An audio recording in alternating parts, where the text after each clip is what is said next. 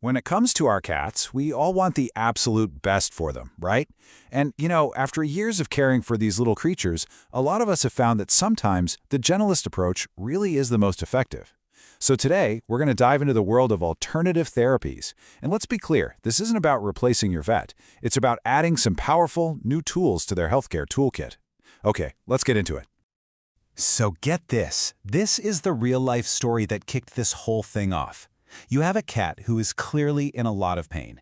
3 different experienced vets take a look at him, and they all say the same thing: we can't find anything physically wrong. Then, just one acupuncturist sees the cat and within minutes pinpoints a dislocated disc. And that's the big question, isn't it? How is that even possible? How can a whole group of trained professionals look at the exact same animal and come to such wildly different conclusions? Well, the answer really comes down to the different frameworks they're using to look at the body in the first place. So let's start with the therapies that you need a certified professional for. These are definitely not DIY projects, but they can open up a whole new world of options to help your cat, whether they're dealing with chronic pain, anxiety, or something else entirely. Okay, so you see a table like this with similar-sounding words, and it can be a little confusing. Let's break it down. You've got your traditional acupuncture with those super fine needles, which is just fantastic for things like arthritis and digestive issues. Then there's this really cool variation called aquapuncture. A vet actually injects a little vitamin B12 into those same points, which gives this sustained stimulation that's especially great for older cats. And then you have acupressure. No needles at all, just gentle massage. It's an amazing way to support other treatments or to just help calm down a nervous kitty. And here's another really powerful tool: veterinary chiropractic care. Now, this is not what you might be thinking. It's not about harsh cracking or anything like that. It's all about gentle, precise adjustments. And it can solve problems you wouldn't even think are connected to the spine, like, say, chronic constipation or why your cat suddenly won't jump on the couch anymore. It's all about improving that nerve function. All right, let's get back to that story I mentioned, the story of Kit. This is where the real-world impact of having these different perspectives becomes, well, crystal clear. It's a story about frustration, about trusting your gut, and ultimately about healing.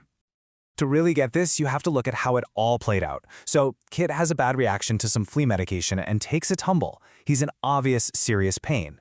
But for a whole week, 3 separate vets insist it's just a side effect of the medicine and that there's no physical injury. Can you just imagine how desperate the owner must have felt, knowing in your heart that something more is wrong but being told over and over to just wait it out? And this is where you see the 2 different ways of thinking right next to each other. The vets, they're looking through a conventional Western lens. They see neurological symptoms, and they correctly link them to the medication. They did their physical exam by their standards and found nothing. But the acupuncturist, who's trained to feel for these tiny misalignments and changes in energy, felt something completely different: a slipped disc. And that diagnosis changed everything. One path was just waiting. The other was active recovery. And this, right here, is the big takeaway. This is not about one system being better than another. It's that they're different. 3 totally competent vets missed the injury because that's just not what their training is focused on finding. Kit's story is the perfect example of why bringing these different perspectives together can literally change an outcome. Okay, let's switch gears and talk about something you can do at home. And we have to talk about homeopathy. Look, it's pretty controversial, and the author of the source material was a total skeptic at first. I mean, they thought it was complete nonsense. But their own experiences with their cats started to change their mind.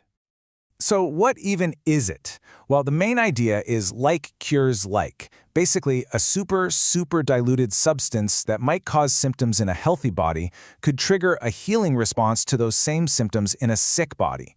The theory is that it kind of nudges the body's own healing mechanisms into gear. Now, how it works, that is still a huge topic of scientific debate. And when you look at the process, you can totally see why someone would be skeptical. To make a remedy more potent, you dissolve it, you literally strike the container against something firm 100 times. That's called succussion. Then you take one tiny drop, dilute it again, and repeat the whole thing over. It's incredibly tedious, and from a scientific perspective, the final product is so diluted it's tough to wrap your head around how it could have an effect. But despite all that skepticism, many cat owners swear by keeping a few key remedies on hand just for those minor acute situations. Arnica is the classic go-to for bumps and bruises from a clumsy landing. Nux vomica can be really helpful for that first sign of an upset tummy. Ignatia is even used for emotional things, like when a cat is grieving a friend. The important thing to remember is these are for minor stuff, not for real emergencies. So that brings us to something that every single cat owner can and probably should do: set up a well-stocked home pharmacy for your cat. Just being prepared for the small stuff can save you so much stress and help keep your cat healthy in between those vet visits. All right, first things first, the absolute must-haves. Think of this as your cat's emergency starter pack.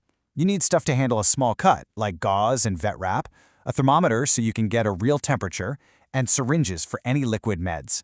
And trust me, if you trim your cat's nails, you want styptic powder on hand for that one time you go a little too short. And of course, have your vet's number stuck on the fridge where you can see it.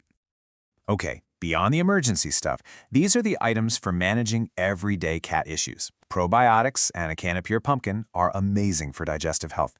If you've got a long-haired cat, you know hairball gel is a lifesaver. And then you have supplements like omega-3s and glucosamine, which are fantastic for their skin, their coat, and especially for their aging joints. Now we need to pause for a second, because this is critically important. I cannot stress this enough. Never, ever, under any circumstances, give your cat acetaminophen, which is Tylenol. For a cat, even a tiny piece of a pill is fatal. Their bodies simply cannot process it. And the exact same thing goes for ibuprofen. That's Advil or Motrin. It's something we might grab for a headache without a second thought, but for cats, it can cause catastrophic organ failure. Human pain relievers are not for cats. Please always talk to your vet. And really, that brings us to the most important rule in all of this. At the end of the day, all these alternative therapies are here to support your cat's health. They do not replace professional veterinary care. Knowing your own limits and knowing when something is a true emergency, well, that's the most responsible thing you can do as a pet owner. So please, pay very close attention to these red flags. These are not wait-and-see situations. A male cat that can't urinate is a life-threatening emergency that cannot wait. Labored breathing, seizures, a cat that suddenly goes limp, these are signs that mean you stop whatever you're doing and get to a vet. Immediately, no exceptions. So let's just wrap up the big takeaways here. First, integrate, don't replace. These tools work best when they're partners with your vet's care. Second, always start gently. Try the less invasive things first and just see how your cat responds. Third, remember that every cat is an individual. Keep some notes on what works for yours.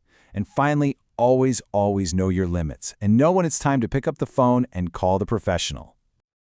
We'll leave you with this final thought. Your veterinarian is an incredible, essential partner in your cat's health. They are trained in a powerful system of medicine, but it's still just one system. So if your cat isn't getting better, it's always worth remembering Kid's story and asking yourself, what might a second perspective be able to see?